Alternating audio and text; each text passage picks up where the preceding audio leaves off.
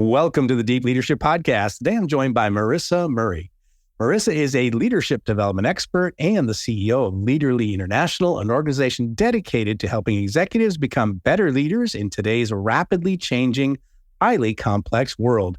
Marisa leverages over 2 decades of executive experience as a former partner with Accenture and a vice president of Bell Canada in providing executive coaching and leadership development services for organizations including Molson Coors, Pratt & Whitney, and Queen's University. She is the author of 3 Amazon best-selling leadership books, Work Smart, Iterate, and her latest book, Blind Spots, How Great Leaders Uncover Problems and Unlock Performance. And I'm excited to have her on the show to understand more about the idea of blind spots. So Marisa, welcome to the show. Thank you so much, John. It's a pleasure to be here. It is an honor to meet you, and congratulations on your 3rd book. That is exciting. So that's what I want to start off. So Blind Spots is your 3rd book. What compels you to write leadership development books? Yeah, well, I love that you have 3 books too. So we have that in common. Yes. And I think after every book, I told my husband I was never going to do it again. Yes. I don't know if you had the same experience. Yes. So the word compelled is really a great word because I do feel compelled. I did feel compelled at least 3 times to write books. And really what compels me to write books is to the learning that I'm doing. So I'm maybe a late arrival to executive coaching and leadership development. The majority of my career was in leadership positions and in corporate roles. And so when I changed to sort of being on this side of, and I enjoyed so many amazing leadership development programs and executive coaches that I worked with.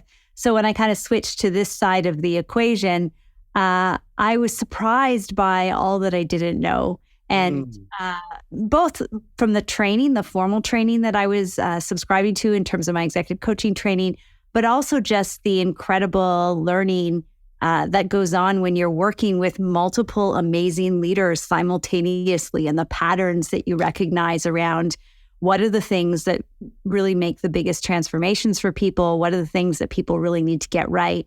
So my first book, Work Smart, I wrote probably about 3 years into Leaderly.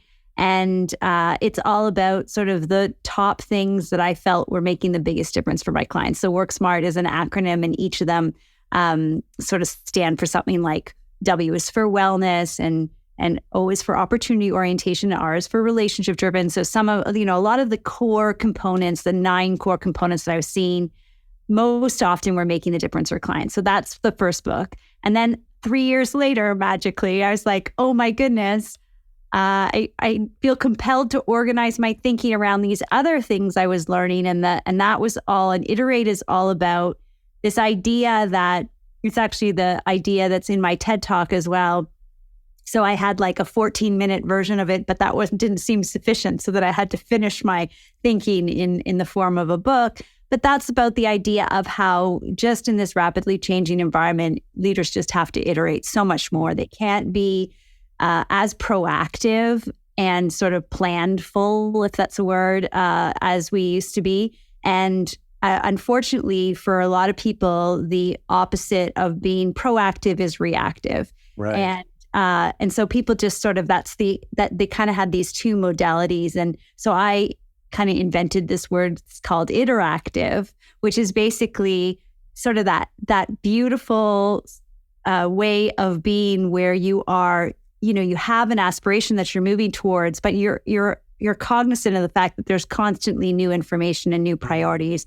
And so you're iterating towards that aspiration, but you're not trying to like lock yourself into a plan, and you're not kind of throwing the plan out the window and just being reactive to what's urgent. So that was Iterate. And then 3 years later again, if you notice a trend, I really felt compelled to write Blind Spots. And this was another sort of layer of, once leaders, really get a lot of these fundamentals down, and also leaders that get really good at navigating change, what is the next breakthrough? And what I discovered is that the next breakthrough is this constant sort of screening, because leadership just sort of, it's like peeling an onion. It just keeps demanding more of us, right, as we scale. And so I started to identify kind of 7 key blind spot areas that plague people. And again, I'm a former engineer, so I'm a bit of a pattern recognizer, and I like to have a formula for things. So that's why I write books, and that's a little summary of what compelled me to. And at this point, I have no desire to write another book because I guess I need 3 more years to learn. That's interesting. You said that. There's a couple of things that really resonated with me. One was you went down the journey of leadership development. You went through the journey of getting trained to be a coach and what have you. And you were like, oh my goodness, there's all this information out there. And I was going to say, I feel the same way. I'm working on my doctorate right now in strategic leadership. And what I realized, I've done 30 years of practical experience. Well, I dove into the academic world and went, holy cow, there's an ocean of information out here that I never had access to as a practitioner. None of it made it to mainstream, leadership, practitioners. Like, there was a lot of books that became popular, but some of the research, the deep stuff over on this side was like amazing to me. And so you then said something like, I need 3 more years to learn to write the next book. And I feel that way right now. I'm not going to write a book because I'm trying to absorb all this academic research that I've been, studying for the past, 2 years. So it's kind of interesting. I think that, and partly too, I think, gee, my first books, were they really academically strong? And I'm thinking they probably weren't, but what I hope that someday that I'll be writing more books that'll be more balanced between the academic side and the practical side. But I think you're right. As we mature, as we grow, as we learn, we expand our knowledge. And it seems like leadership, like you said, you keep peeling back. You can keep peeling it. You'll never get to the core. There's so much information out there, and it's a remarkable topic. So it's interesting that you have had this journey like that, because it seems it's very similar to my journey as well. Mm-hmm. Yes. And hopefully our books just get better and better. Well, that's the thing. Yeah, exactly. So, and I do, I hope they get better as we become better at writing and better at, expanding our knowledge of the leadership space for sure. So let's talk about blind spots. So how would you define a blind spot? Yeah, absolutely. So I define blind spots as the gap between our intention and our impact. Okay. So a lot of people will, the classic definition of blind spot is probably, what you don't know, right. which is a good one too. But specifically when I think about leadership, leaders are very intentional for the most part, especially very senior leaders, very intentional about their vision, what they want to achieve, the business outcomes they want to achieve. And also the kind of teams they want to have, the kind of culture. So really great leaders sort of are very intentional about all these things. And then they have an impact on their people, on the market, on their customers, on their, there is often a gap between that intention and that impact. And the reason why I think that's where our blind spots live is because, our intention is invisible to others and our impact is invisible to us. So it's that space where unless we dialogue about it, ask about it, investigate it, keep looking for it, we won't narrow the gap between our intention and our impact.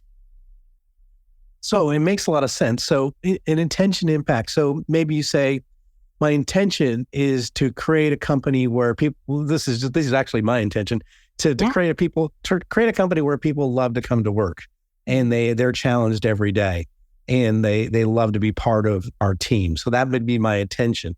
Mm-hmm. What truly is my impact would be what my employees are actually experiencing at the moment. Right. Absolutely. And so, yeah, it's interesting. And I think we as leaders, you have to have a certain sense of self-confidence to do what we do. So we sort of say, yes, because I'm intended to do it, I will do it. Yeah. But sometimes we don't. And that's where the blind spot comes in. Is that what you're saying? Absolutely. I think sometimes we don't. Our intention isn't obvious. So in your example where you're trying to create this beautiful environment, you're going to have norms and behaviors and things that you think are useful to creating that environment.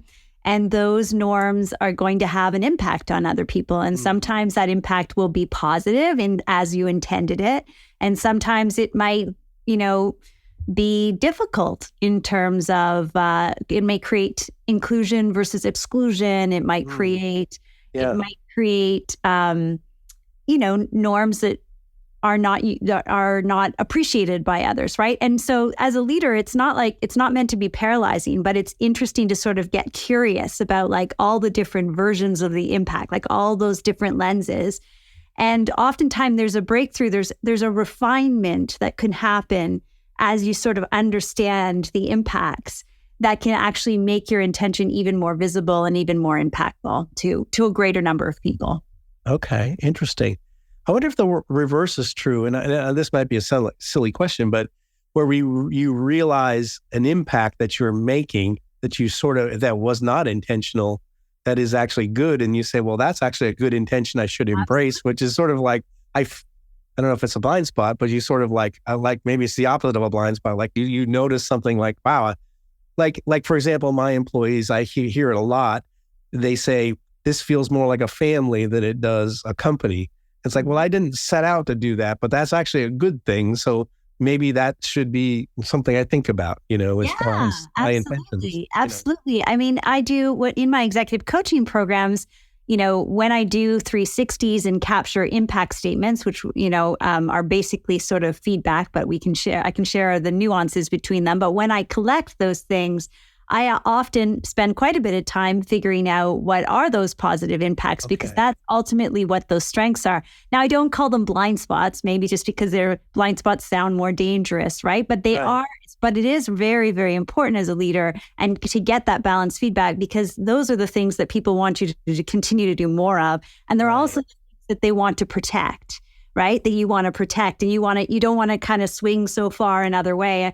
There's a lot of companies that kind of go through these swings where they overcorrect over and over culturally, right? They overcorrect, I'm going to use the word accountability that almost becomes threatening, right? And then they go, oh, no, let's be, collective and fail fast and be, forgiving. And then they go, oh, no, we have to, and they kind of overcorrect. And so I think it is important to understand, because the strengths are going to be sort of those balancing things that you keep the core really right. And then the blind spot areas will be sort of, I think, tweaks that you want to just improve to maximize the impact.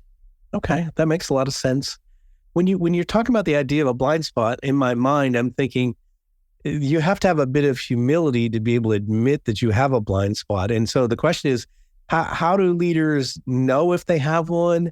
How can they be aware of it? I mean, and are there certain types of people that maybe need to have some sort of explicit something explained to them, like you have this blind spot, or is it natural to be able to find these things? Yeah, well, I think that it does take a lot of openness and humility to recognize that you of course you have blind spots, because everyone does, right? We all have things that we can't see. And I like I have a 16-year-old son. My youngest son is 16. He's learning how to drive, and we're reminding him to check his blind spot, check your blind spot. Oh, right? yes. Time, right? Yeah. And that whole idea of changing lanes, checking your blind spots, scanning your blind spots, it's something that we kind of have to program into ourselves when we're driving. But it's a kind of a good analogy for leaders. A lot of times blind spots show up during these changes. So there might be a change in the market dynamic. There might be a change in your role. You might get on a different position. So there's a lot of things that kind of, you should assume that you're going to have blind spots if you're changing quote unquote lanes. Because you're coming with a whole bunch of ways of being that may or may not make sense, in the new environment. And there's a lot of openness and curiosity required, I think, to figure out what are the things that are going to continue to be relevant and which are the shifts that are going to be required of your leader. I remember one of my first executive coaches said something to me that sticks to me to this day. And she said, stop being the leader you think you need to be and be the leader that the team needs. Yes. And Yes. so that whole idea of, wait a second, like, it's not my leadership style, like necessarily. It's the leadership style that the team needs. And that call to adaptability and flexibility and openness. And I think that is sort of the advanced leadership call. That's kind of the next layers of the onions. And I think part of that is being humble enough to really realize that, of course, you're going to have blind spots, just like we need to check the lane. Yeah, I love that. The analogy of you're shifting lanes, you check your blind spot. You know, in the submarine force, we had a thing called baffles. So we listened. We use inactive sonar. We listened for enemies, right? But our propulsion plant was behind us, and so there was a blind spot for us all the time. Was behind the submarine. So we would always make maneuvers to check the baffles. So we would what we call clear our baffles on a regular basis to make sure there wasn't somebody hiding back there. And so that's the analogy that I like. To me, is like, okay, so the idea of clearing my baffles. What's hidden back there that I don't know is back there, you know? Yeah, absolutely. And so a lot of, you can think about this idea of when you were maneuvering to kind of make sure you could get access to that information, leaders just, can talk about, well, what was the impact of that meeting? I was experimenting with a different agenda. What was the impact? Or I was experimenting with this. What was the impact? Or my style's typically like this. What was that? How did that land with you? It's just that kind of curiosity and openness to continuously getting feedback. And sometimes it's interesting if you can just also, ask the people, like, what do you think my intention is with this policy? Like, ask that question, and funny, sometimes you'll get things that, some people will be transparent enough to say, well, I think you're trying to, control us. Like, if you just think about even just this return to work, right? These return to work policies. Right. There's the leaders, presumed intention that's positive about teamwork and all this kinds of stuff. But there's all kinds of impact statements around out there, blind spots around how that's being perceived. And if there's more dialogue about that, I think you can shape things that are going to be, more mutually beneficial or more adoptable, where you have more buy-in. Yeah, I definitely see that with a return to work because I being an older manager, I have to admit I'm 56, so I like the idea of everybody being together, right? But I also see what we've been able to do for people allowing remote work, and people have enjoyed a better work-life balance. They've been able to, spend time with children. They've been able to spend time with family. And it's like, now we want you to come back to work. And so I'm on both sides of the fence. So, but you're right. So your intention might be, let's all get back together again. And people are like, you're taking away something that I've never had in my life, and I really enjoyed it. And so, so I think you're right. It's a hard thing to do when you are trying. Your intention is good, but what's the impact on the people, that are getting this news? Like, I don't want to go back to work. I really like this remote work, So. Yeah. But you asked a great question around, like, how do you know if you have them? So I guess my answer to that is you probably do. Yeah. But maybe I could give you a few examples then that's where I was kind of in the book. I was trying to define, like, what are the types of scenarios. Yeah. So the first one is very simple and kind of inclusive that I talk about in the book, which is called false assumptions, and that's kind of what we were talking about. You have assumptions around how something's going to impact people. You have assumptions around them seeing your intention. And you have assumptions around, how things are going to land. And those just, are false. And yet, there's some opacity between, the perceived impact of that and what you're seeing. Like, you're kind of blind to it. You're just like, you're not realizing the impact. So that's kind of a broad topic, but there's some more specific things like differing views of success. So that's a blind spot that I see, with leaders, especially if they're transitioning to different roles, or maybe they've been headhunted into a company and they have ideas around what success looks like. And they have ideas like based on their previous experiences, but also based on their interests, but also based on what they've been told, or whether they've been told they're supposed to be a change agent, and all these kinds of differing, ideas of success.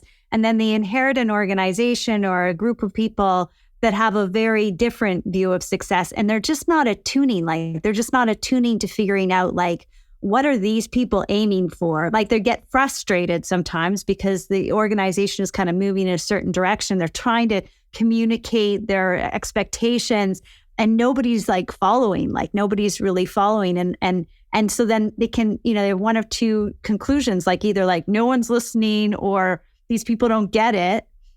But oftentimes what it is like you have a different view of success. And there's examples in the book I'll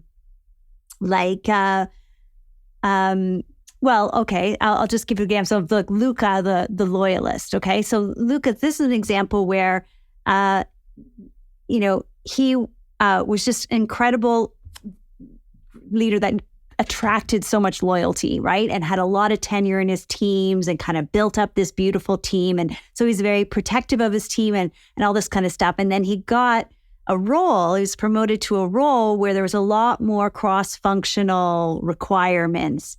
And he couldn't help himself but be super biased, right? So his view of success was like, yeah, I'm going to do this new role, but I'm going to really take care of his team. And there was a huge disconnect with his leadership expectations and his peers that he was supposed to be kind of representing in these things. So he was just sort of in this course of not being effective, not because he wasn't a great leader, but because his view of success in his own mind was, very different from the expectations of that particular role. So that's an example of where, even the individual, even though it should be obvious what the view of that role was, it's just not, because the brain's not like that. It's sort of on a pattern and it's following that pattern.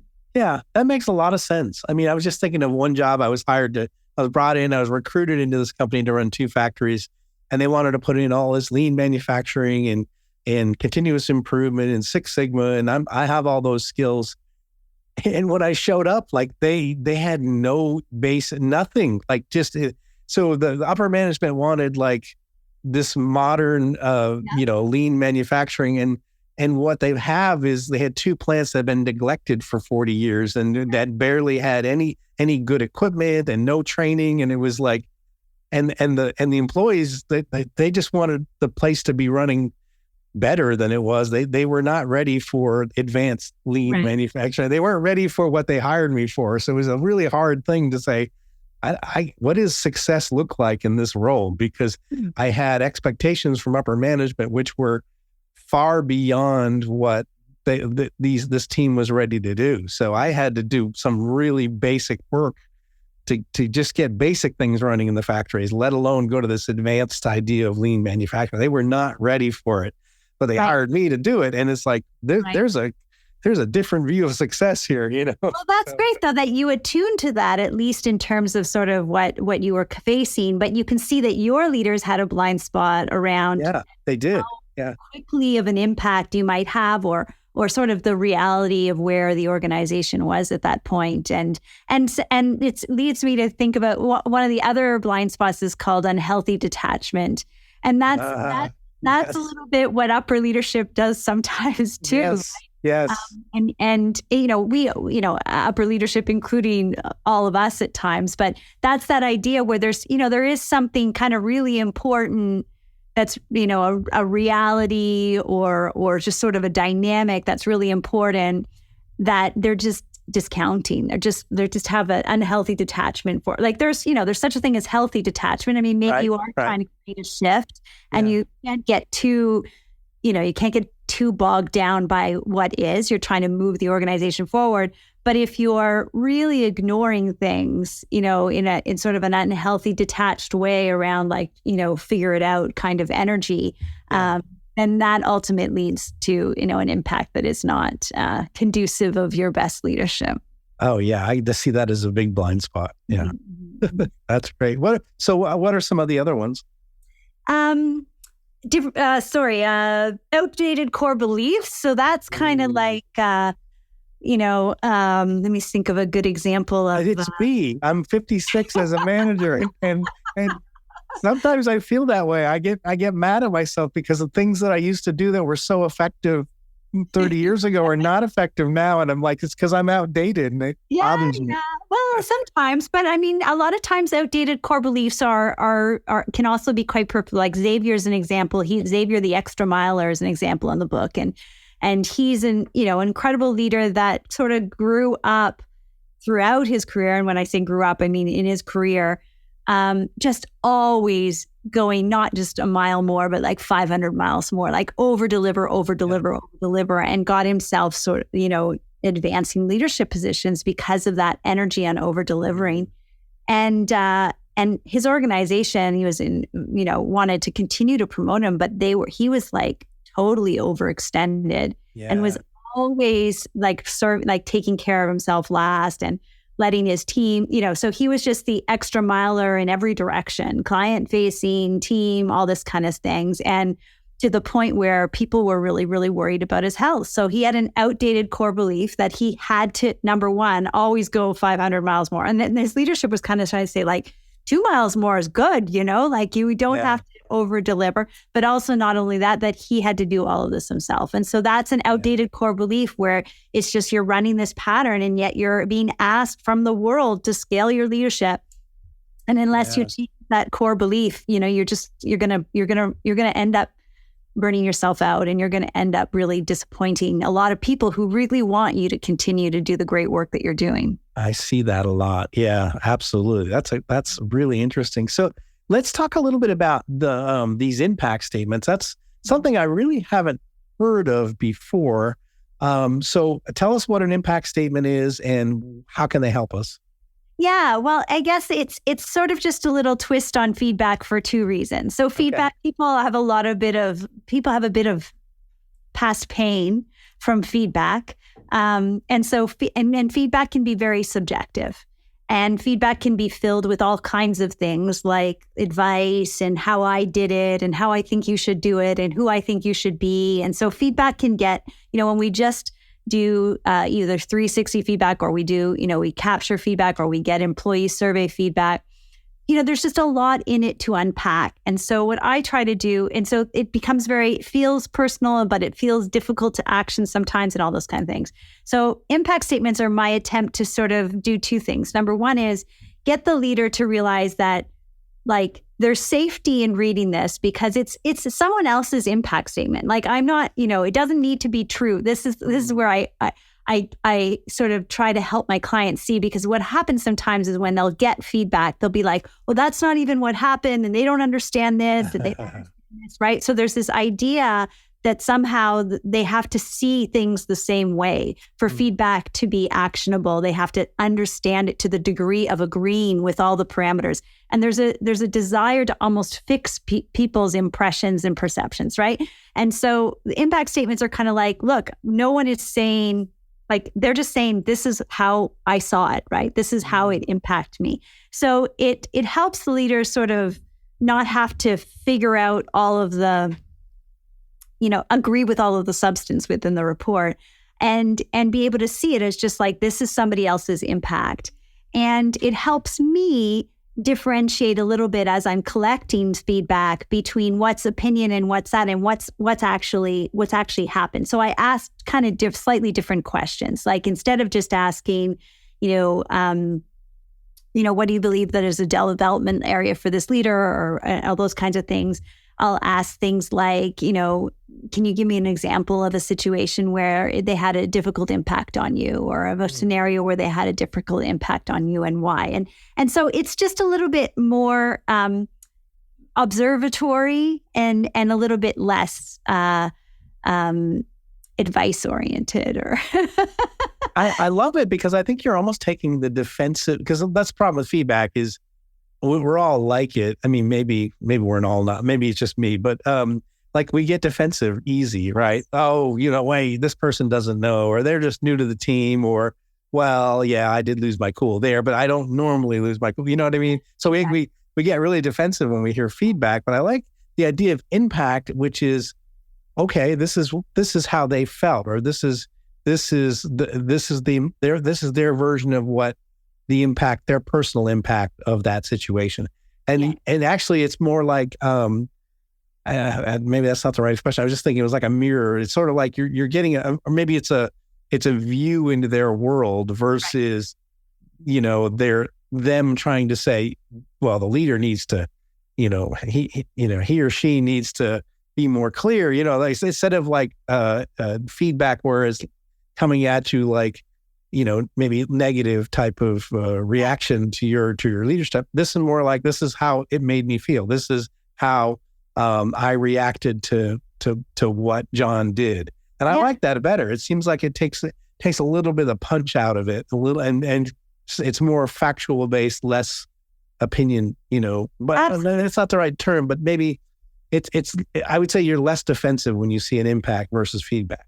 Absolutely. And you can decide. I mean, that's the thing too. Like you can decide if that impact's okay, right? One impact statement could be like, when somebody says they need to be more clear, as opposed to saying, when they launched that vision, I was actually really confused because I wasn't sure which the priority, and it seemed kind of out of sync with what they said the last time, right? And so, I might bring that feedback and say, there's confusion around the strategy as an example. And so the impact is a bit of confusion and not an understanding of the key priorities. And, the leader might say, that's kind of normal for where we are right now because we're rolling it out. Like, that's okay, right? But it's important to know. It's kind of important to kind of know. So I agree with you. There's a little bit less, but if I say you should be more clear, people might be like, I was as clear as I could possibly be. Yeah. It's funny because I'm starting a new course, just started a new course with my doctorate program. And this professor threw out so many rules at us on how he wants papers written that I was overwhelmed. And and it was almost created like a panic in me. I'm like, there's just too many rules. I don't even know if I could write a paper and meet every requirement he's written. So his intention may be, I want to be very clear with what is a perfect paper, right? But for me as the writer, I'm like, I have got so many guardrails and so many constraints, and I'm a person that doesn't like a lot of rules, by the way. I feel I was stressed out reading. I'm like, I have to create a checklist every time I write a paper because, this paragraph can't have more than 120 words. This one here, I'm like, So I think his intention is, I want to be very clear of what my expectations are. And so he might say, I was very clear, but my impact was panic on my side. Like, I don't know if I can, and stress it on my side. So it's interesting. That is an example of where the intention was good, but the impact was not good for me. Now, maybe others will go, oh, great. Now it's very clear what the expectations are. But for me, it was like, oh, I got to create a whole checklist here to be able to write a paper. So right, and that's the whole purpose of the impact statements too, is to kind of get a sense of the different ways that your leadership style is impacting others. And then oftentimes it's very small tweaks. It might be for your professor in that example to say, my intention with sharing all of these is to give you as much clarity as possible on the expectations. But if you find that overwhelming, just write your paper without looking at those. Right. Yes. And then, maybe come back as a bit of a checklist, because I think these are some best practices. Like, they might just change the communication style ever so slightly. Of a better intended impact on people. And so that's a little bit of the exercise of when you're looking for these blind spots, you're trying to sort of understand, what are the tiny changes that I can make? And it often is sharing the intention. That's a very, very easy hack to just say, my intention with this communication is to be as thorough as possible. It may be slightly overwhelming. I've been looking for your feedback to say, is this too much? And then we'll come back. Like, just sort of create that environment where it's totally okay for intention and impact to have a gap. It's expected. And it's our job as leaders to kind of narrow that gap so that we have our intended impact. I love that. This is good stuff, really good stuff. So what final message would you like to leave with us about this subject? Well, I like the line. It's kind of I think it's in the closing line in my conclusion of, your blind spot is your breakthrough. And I really do believe that. I believe that if you want to continue to enhance your leadership over time, just developing this curiosity and realizing that there's breakthroughs that are available to you if you get a little bit more curious about your impacts on others and tweak your actions to address them. I love it. That is a great way to wrap up this discussion about blind spots. So listeners, hope you caught that. Your blind spot is your breakthrough. If you can figure out what that is and you can work through it, there's another element that you've got in your leadership toolbox to get more effective in motivating people to get difficult things done if you can sort out your blind spots. So this is a fantastic subject, and I really appreciate you coming on. So how can our listeners find out more about you, all of your books and your services? Sure. So, of course, my name, Marisa Murray. My books are on Amazon. I walk through what they were called, but they're Work Smart, Iterate, and Blind Spots. My company is called Leaderly, and we discussed that that's an adjective because I believe that to be leaderly is the highest compliment. Our journey to our best leaders, our journey to our best life and contribution and professional success and fulfillment and all those good things. So you can check out my website, www.leaderly.com. And in terms of social media, I'm on just about everything, but I hang out mostly on LinkedIn. So please feel free to ping me there. Fantastic. And listeners, we're going to have links in the show notes for all of Marisa's resources, including this new book, Blind Spots. And again, I highly recommend that you dig into this because I came into this with one idea of blind spots, and I'm kind of leaving with another idea like that. I think that it's this idea of the gap between our intention and our impact. I think it's something that we all need to be thinking about. We all, if you're listening to this podcast, you're probably a good leader, and you're probably thinking that your impact, your intentions are good. But the question is, what is your impact? And I think understanding that and finding out that gap and being able to reveal that blind spot, you can become so much better as a leader. So, Marisa, I really appreciate you coming on board and sharing this topic because I think it's given us a lot to think about. Thank you so much. It was a pleasure. Thank you again. Well, that's it for today. Thank you for listening to Deep Leadership. If you like this podcast, please subscribe and share so we can continue to build a world with better bosses. Until next time, this is John Reddy saying take care and lead well.